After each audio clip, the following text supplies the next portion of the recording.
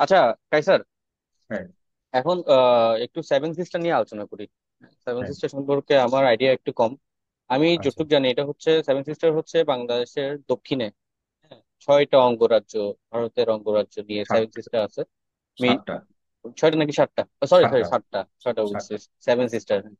মিজোরাম, ত্রিপুরা, মণিপুর আছে, নাগাল্যান্ড আছে, তারপর মেঘালয়, নাগাল্যান্ড, আসাম আছে, আর আসাম, অরুণাচল। অরুণাচল আছে মনে হয়। হুম। হ্যাঁ, এই সাতটা স্টেট নিয়ে সেভেন সিস্টার। তো তুমি এখানে এখন এই স্টেট গুলো ইন্টারেস্টিং কি দেখছো বলো তো একটু। তুমি কি এটা কখনো? ইন্টারেস্টিং হচ্ছে এই হ্যাঁ। সাতটা স্টেট তোমার মানে যে মেইন ইন্ডিয়ার ভূখণ্ড, হ্যাঁ। হ্যাঁ, এই স্টেট গুলোকে ওটা থেকে আলাদা করতেছে বাংলাদেশ।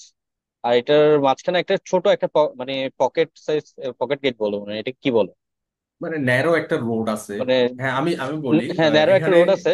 হ্যাঁ, হ্যাঁ এখানে মানে ইন্টারেস্টিং ব্যাপারটা হচ্ছে এই সাতটা আহ, অঙ্গরাজ্য বা স্টেট ইন্ডিয়ার ইন্ডিয়া কন্ট্রোল করে। আমরা আমরা যদি আমি নিজেও কয়েক বছর আগে জানতাম যে এটা পুরাটা ইন্ডিয়া, এটা আমাদের পাশে হ্যাঁ ইন্ডিয়া পড়ছে, ইয়া পড়ছে। কিন্তু আমি বেশ রিসেন্টলি জানতে পারছি, বা বছর খানিক হয়েছে আমি জানতে পারছি এটা আসলে হুম, ইন্ডিয়া হুম। না। এটা is controlled by India, govern by India, but there are no Indians. Indians আছে, হয়তো ওনার ব্যবসায়িক কাজে ইন্ডিয়ান্স আছে মানে এরকম। এবং এদের কালচার হচ্ছে সম্পূর্ণ ইন্ডিয়া থেকে সম্পূর্ণ আলাদা। এবং আলাদা। এদের কালচার যতটা মিলে সেটা হচ্ছে আমাদের পার্বত্য চট্টগ্রামের সাথে মিলে, এবং হুম, ভুটানের সাথে মিলে। এদের পাশে আবার ভুটান আছে। তো এখানে সবচেয়ে নেপালের সাথেও ইন্টারেস্টিং মিলে হয়তো। ইন্টারেস্টিং যেটা ব্যাপার হচ্ছে এই সাতটা অঙ্গরাজ্যের সাথে ইন্ডিয়ার কোনো বর্ডারই নাই। এটা হচ্ছে সবচেয়ে মজার ব্যাপার। তো এটা হয়তো আমরা অনেক বাংলাদেশিরাও জানি না এটা, অত ইয়াভাবে জানি না। তো এই সাতটা এত বড় সাতটা রাজ্য, এই সাতটা রাজ্যর আহ তোমার আয়তন হচ্ছে 2,55,000 বর্গ কিলোমিটার, মানে দেড় গুণ বাংলাদেশ। এই সাতটা মিলে হচ্ছে আমাদের বাংলাদেশে দেখবে। দেড় গুণ, বাংলাদেশের দেড় গুণ। তাহলে এত বড় সাতটা রাজ্য ওনারা কন্ট্রোল করে। ইন্ডিয়ার কোনো সরাসরি কোনো বর্ডার এদের সাথে নাই এখানে।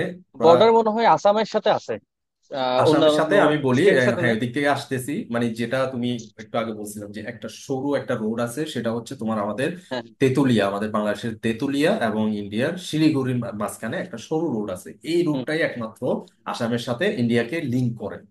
মানে খুব ছোট লিঙ্ক একটা, করছে। এটাকে বলে চিকেন নেক। তুমি যদি চিকেন নেক দিয়ে চিকেন সার্চ নেক, দাও, চিকেন নেক, হ্যাঁ। চিকেন নেক দিয়ে সার্চ দিলে ওটা চলে আসবে। এই ছোট চিকেন নেক দিয়ে আহ, শুধু এই সাতটা রাজ্যের সাথে ওরা কানেক্ট হয়। বাদ বাকি মোটামুটি সবগুলো বর্ডার হচ্ছে আমাদের বাংলাদেশের সাথে। ইন্ডিয়ার সাথে কোনো বর্ডার বাংলাদেশ। নাই। ইন্ডিয়ার সাথে এই ন্যারো একটা রোড আছে। এই ন্যারো রোডটা দিয়ে তারা কানেক্ট করে এই সাতটা রাজ্যকে, সেভেন সিস্টারকে তারা কন্ট্রোল করে। এবং ইন্ডিয়ান গভর্নমেন্টও আছে, ইন্ডিয়ান গভর্নমেন্টের আন্ডারেই চলে সবকিছু। কিন্তু ওদের কালচার, ওদের সংস্কৃতি সবকিছু ইন্ডিয়া থেকে সম্পূর্ণ আলাদা। ওদের ইন্ডিয়ার সাথে ডিফারেন্ট, কোনো সম্পূর্ণ ডিফারেন্ট, আলাদা। একদম ডিফারেন্ট। এবং ওরা অনেক আগে থেকেই ওনারা আহ, ইন্ডিয়া থেকে স্বাধীনতার জন্য আহ, দাবি জানিয়ে আসতেছে। হয়তো হুম। পারতেছে না, শক্তি নাই। এই কারণে ইয়া হচ্ছে কিন্তু ইন্ডিয়া অনেকটা স্বৈর শাসন করতেছে এই স্টেট গুলোর উপর, right? সুরাজ করতেছে। এবং কিভাবে পারতেছে সেটাও একটা চিন্তার বিষয় আসলে। এটা যদি বাংলাদেশ হইতো তাহলে ঠিক আছে, তোমার বাংলাদেশের সাথে হচ্ছে তোমার হুম, বর্ডার।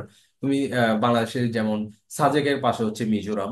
তুমি সাতটা সেভেন সিস্টার তো নাম বললা, এখানে মিজোরাম, ত্রিপুরা, তারপর আসাম, মণিপুর, নাগাল্যান্ড, তারপর অরুণাচল। এই সাতটার মধ্যে চারটার বর্ডার হচ্ছে বাংলাদেশের সাথে, সরাসরি বর্ডার। এই চারটার মধ্যে হচ্ছে তোমার রাইট রাইট। সাজেকের পাশে হচ্ছে তোমার মিজোরাম। তারপর মিজোরাম, খাগড়াছড়ি, ফেনী, কুমিল্লা, ব্রাহ্মণবাড়িয়া, এগুলার পাশে হচ্ছে তোমার ওইদিকে ত্রিপুরা। এই ত্রিপুরা, রাইট। ত্রিপুরা। তারপর হচ্ছে সিলেট জাফলং এর ওই বর্ডার গুলো হচ্ছে তোমার মেঘালয় এবং মেঘালয়, এই, আসাম। আরেকটা হচ্ছে আসাম। তো এই সাতটার মধ্যে চারটার সরাসরি বর্ডার হচ্ছে বাংলাদেশের সাথে। এবং বাংলাদেশের সাথে। বাংলাদেশের সাথে সরাসরি বর্ডার, ইন্ডিয়ার কোনো ওদের সাথে বর্ডার নাই। তারপরও ইন্ডিয়া ওই হুম, রাজ্যগুলোকে কন্ট্রোল করতেছে। এবং কন্ট্রোল এদের করতেছে। কন্ট্রোলিংটা আরো আরো সুবিধা করে দিয়েছে আমাদের লাস্ট গভর্নমেন্ট, যেটা যেটা ট্রানজিট যেটা চালু হয়েছিল। আসলে এই ট্রানজিটের ব্যাপারটা আসলে তখন আসলে ভালোভাবে মানুষ বুঝে নেয় যে এই ট্রানজিট গুলো আসলে কেন। তো এই ট্রানজিট দিয়েই কিন্তু এখন আরো একটু ভালো কন্ট্রোলে আসছে ট্রানজিটের মাধ্যমে। ট্রানজিটের মাধ্যমে এই আমাদের এই চিটং পোর্ট এবং মংলা পোর্ট গুলা ইউজ করা হয়। এই চিটং পোর্ট মংলা পোর্ট ইউজ করে তারপর এই ট্রানজিট হয়ে মানে আমাদের এই সিলেট দিয়ে হয়ে মেঘালয় হয়ে কোনো মালামাল ওখানে নিয়ে যায়। তারপর এদিকে ফেনী হয়ে, ফেনী বেলুনিয়া হয়ে যায়। তারপর আমাদের খাগড়াছড়ি মিজোরামের ওইদিকে করছে কিনা আমি শিওর না, মিজোরামের একটা আহ, বন্দর হওয়ার কথা ছিল। তো এই ট্রানজিট দিয়েই কিন্তু এখন আরো ভালোভাবে কন্ট্রোলিংটা ওনারা পাইছে আর কি। যে তুমি যদি দেখো ট্রানজিট গভর্নমেন্ট, লাস্ট গভর্নমেন্ট পাওয়ার আসে 2009-তে, 2010 সালেই কিন্তু ট্রানজিটটা করা হয়। তো 2010 সালে ট্রানজিট করে নিশ্চয়ই এটা একটা কন্ডিশন ছিল ইন্ডিয়ার, যে তোমরা ক্ষমতায় আসলে আমাদেরকে ট্রানজিট দিতে হবে, আমরা সেভেন সিস্টার কন্ট্রোল করবো এদিক থেকে। তো এই ট্রানজিট নিয়ে তখন বেশ কয়েকজন বিরোধিতা করে বিরোধী দল থেকে। তখন এটা তো আর শোনা হয় নাই কথা। তো এগুলো আমরা আমাদের বাংলাদেশে যারা রাজনীতি করে, বা তুমি অনেক এমপি মন্ত্রীও হয়তো জানে না যে জিও পলিটিক্স, জিও পলিটিক্স কি, জিও পলিটিক্স হুম কেন হুম। ইম্পর্টেন্ট।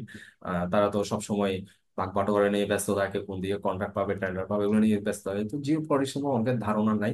তো একটা আম, মানে আশার হচ্ছে তুমি এই যারা ছাত্র আন্দোলন করছে, এই ছাত্র আন্দোলন কিন্তু এই সেভেন সিস্টার সম্পর্কে আলোচনা করতেছে। তো এটা দেখে খুব ভালো লাগতেছে যে আমাদের ইয়াং জেনারেশন জিও পলিটিক্স সম্পর্কে আইডিয়া রাখে, এবং তারা এটা নিয়ে অনেক আইডিয়া। আলোচনা করতেছে, অনেক আইডিয়া রাখে।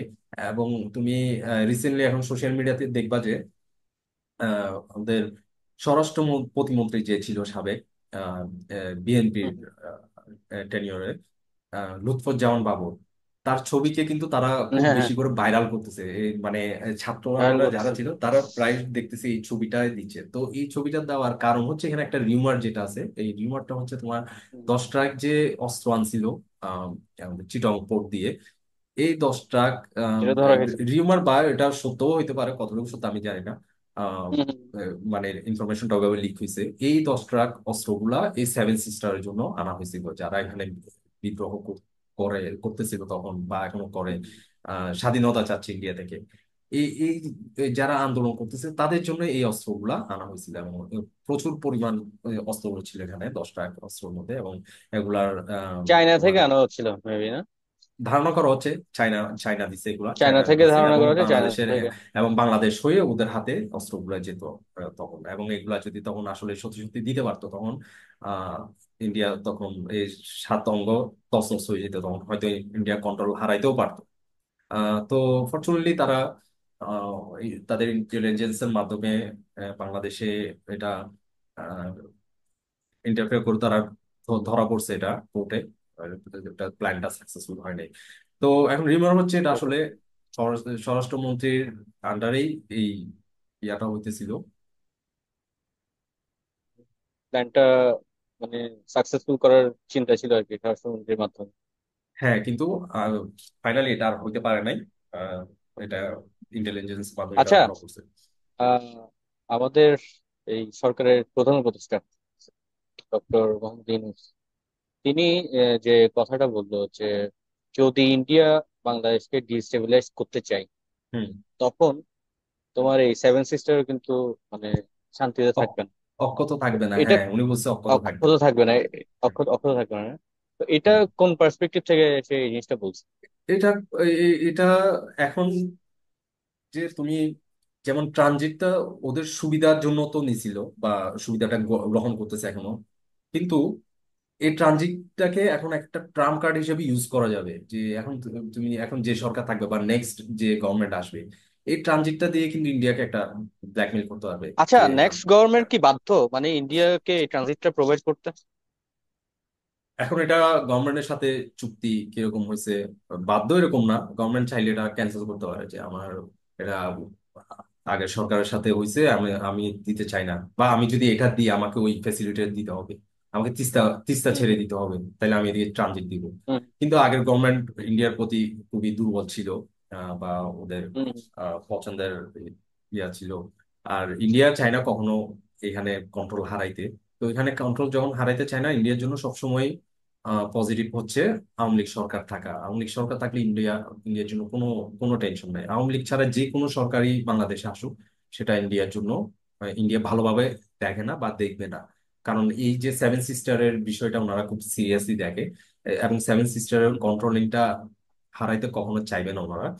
এবং এই সেভেন। এই যদি সেভেন সিস্টার কন্ট্রোলিংটা যায়, এখানে খুব মানে ইম্পর্টেন্ট একটা রোল প্লে করতে পারে বাংলাদেশ। কারণ বাংলাদেশের সাথে হচ্ছে এদের বর্ডার হচ্ছে সবগুলো বাংলাদেশের সাথে। তো বাংলাদেশ যদি চায় আসলে যে না, আমি তোমাকে এদিক দিয়ে আমি মেঘালয়তে যাইতে দিব না, আমি তোমাকে আসামে যাইতে দিব না, তখন কিন্তু, যদিও তখন বাংলাদেশের সাথে একটা বড় ধরনের একটা ক্ল্যাশ হয়ে যাবে তখন ইন্ডিয়া, সেটা হয়তো বাংলাদেশ পারবে না। কিন্তু বাংলাদেশ ওটাকে ওটাকে একটা কার্ড হিসেবে ইউজ করতে পারে, মানে ট্রানজিটটাকে।